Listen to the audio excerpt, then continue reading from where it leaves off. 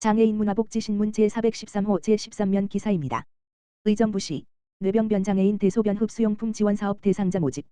의정부시 시장 김동근은 1월 15일부터 19일까지 2024년도 뇌병변 장애인 대소변 흡수용품 지원사업 신규 대상자를 모집한다. 해당 사업은 배변 배뇨 조절이 어려워 대소변 흡수용품이 계속 필요한 뇌병변 장애인의 경제적 부담을 줄이고 삶의 질을 높이기 위해 비용을 지원하는 복지제도다. 의정부에 거주하는 25개월 이상 65세 미만의 심한 뇌병변 장애인 중 일상생활동작 검사서, 수정받을 지수, 독립기능평가를 제출해 배변 및 배뇨 조절 점수가 2점 이하면 신청할 수 있다. 또 장애인 활동지원 수급자 중 기능 제한 점수가 배변 36점, 배뇨 24점, 아동은 화장실 사용하기 42점으로 확인되는 장애인에 한해 신청 가능하다. 단, 시설 입소 중이거나 유사 사업을 지원받는 장애인은 대상에서 제외된다. 1인당 지원 금액은 대소변 흡수용품 구입 비용의 50%로 월 최대 5만 원까지 지원한다. 분기별로 제출한 대소변 흡수용품 구입 영수증을 확인한 후 대상자에게 해당 금액을 지급한다. 신청 희망자는 본인 또는 대리인이 주민등록상 주소지 주민센터를 방문해 신청할 수 있다.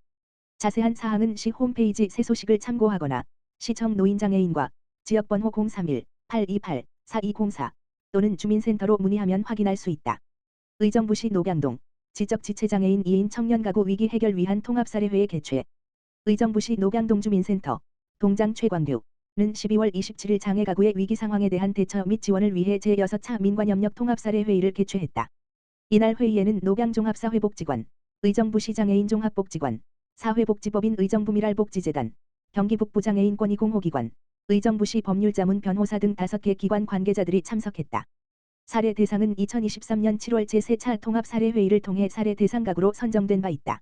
당초 어머니와 자녀 2명 모두 심한 지체장애 및 지적장애를 갖고 있는 3인 장애인 가구였지만 12월 어머니의 갑작스러운 사망으로 위기 상황에 처하게 됐다. 당시 사례회의를 통해 장애인 활동 지원 시간 상향 조정, 희귀난치 질환 진단을 위한 병원 동행 및 사회복지 공동모금회 예치금 병원비 지원, 일촌 맺기, 명예사회복지 공무원의 안보 확인 서비스를 통한 돌봄 인적 안전망 구축 등을 지원한 바 있다.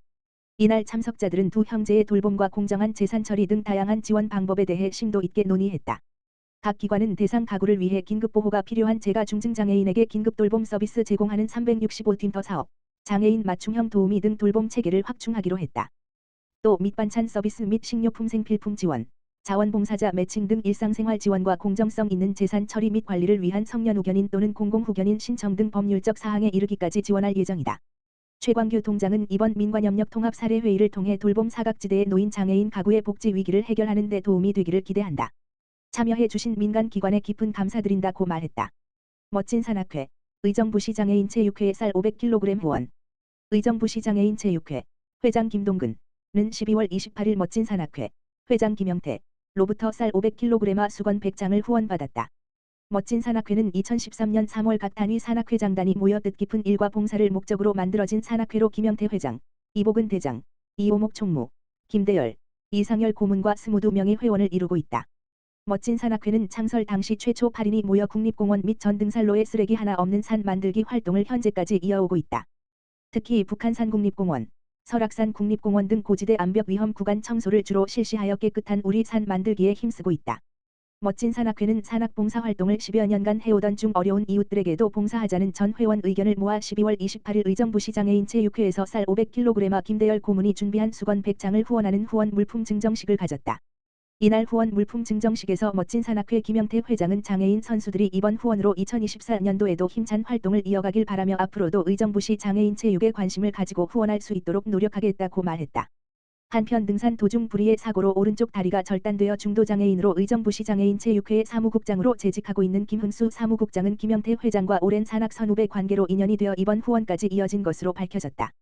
용인시 수지장애인 복지관 2023년 중증장애인 지원고용 민간위탁사업 6년 연속 우수기관 선정.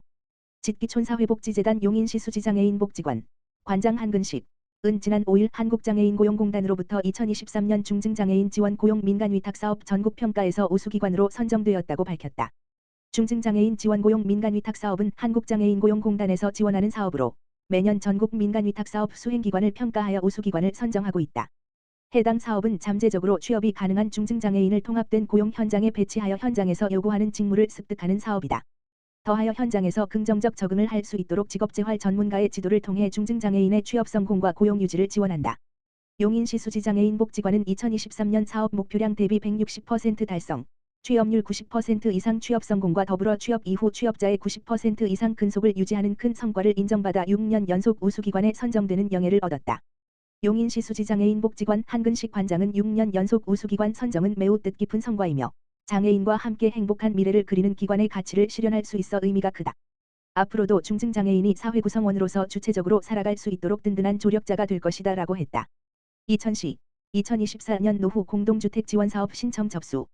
이천시 시장 김경희는 지난 2023년 12월 26일 2024년 공동주택 지원사업 및 2024년 소규모 공동주택 지원사업 계획을 이천시 홈페이지와 지방보조금 관리 시스템에 공고하면서 2024년 1월 31일까지 신청을 받는다고 전했다. 이 사업은 주택법에 따라 사용검사를 받은 공동주택 및 건축허가 후 사용 승인을 득한 30세대 이상의 공동주택, 아파트, 연립, 다세대, 중 7년이 경과한 공동주택과 사용 승인 후 15년이 경과한 30세대 미만의 소규모 공동주택, 아파트, 연립, 다세대를 대상으로 노후 공용시설물의 관리에 필요한 비용을 지원하는 사업이다.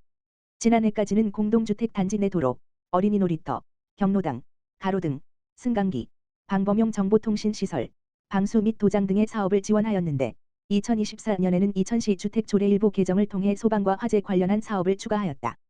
이천시 관계자는 2024년부터 지원사업을 지방보조금 관리 시스템을 통해 하도록 하고 있으므로 해당 입주민들이 지난해보다 서둘러 지원 신청을 하여야 한다고 전했다.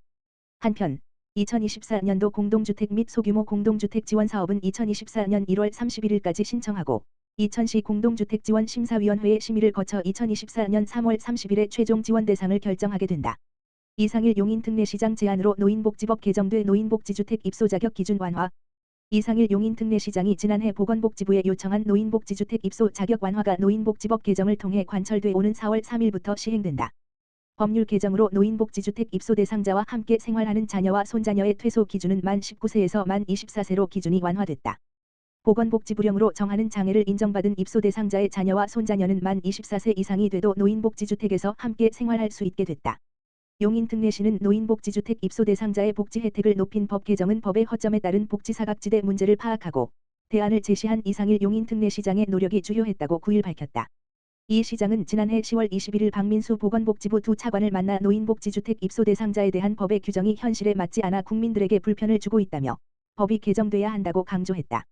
이 시장은 박 차관에게 전달할 자료를 통해 현행법에 따르면 돌봄이 필요한 노인복지주택 입소 대상자가 부양하는 미혼의 자녀와 손자녀가 19세 이상이 되면 경우 퇴소할 수밖에 없는 문제가 발생하고 있다며 보건복지부는 가족의 돌봄이 필요한 노인복지주택 입소 대상자의 자녀와 손자녀의 입소 자격 확대와 퇴소 유예 기준을 담은 노인복지법 개정을 신속하게 추진해야 한다고 했다. 박 차관은 당시 이 시장의 문제의식과 노력에 깊이 공감한다고 답했다. 이상일 시장의 의견에 공감한 보건복지부는 곧바로 노인복지주택 입소 대상자가 부양하는 자녀와 손자녀의 퇴소 기준을 완화한 법령 개정을 추진했고 지난 1월 2일 이 시장이 건의한 내용이 반영된 노인복지법 일부 개정 법률이 공포됐다. 개정된 노인복지법은 4월 3일부터 시행된다. 노인복지법 개정으로 올해부터 노인복지주택 입소자의 부양을 책임지는 자녀와 손자녀의 입소 자격은 만 19세에서 24세로 확대됐다. 보건복지부령으로 정하는 장애로 인한 입소자의 부양을 책임지는 경우에는 24세 이상의 자녀와 손자녀도 노인복지주택에서 생활할 수 있게 됐다. 이상일 시장은 기존의 법에 명시된 노인복지주택 입소 자격 기준의 문제점에 공감하고 이를 개선하기 위해 신속하게 노력해준 보건복지부 조규홍 장관, 박민수 차관 등 모든 관계자들에게 감사의 뜻을 전한다며 노인복지주택 입소자인 어르신들의 주거 부담을 덜고 자녀 손자녀들 또한 걱정 없이 생활할 수 있는 환경이 법 개정으로 조성될 수 있게 돼 다행이라고 말했다. 용인특례시에는 기흥구 하갈동의 삼성노블카운티와 기흥구 중동의 스프링카운티자이 등 1898세대의 노인복지주택이 있으며 약 3,000명이 거주 중이다.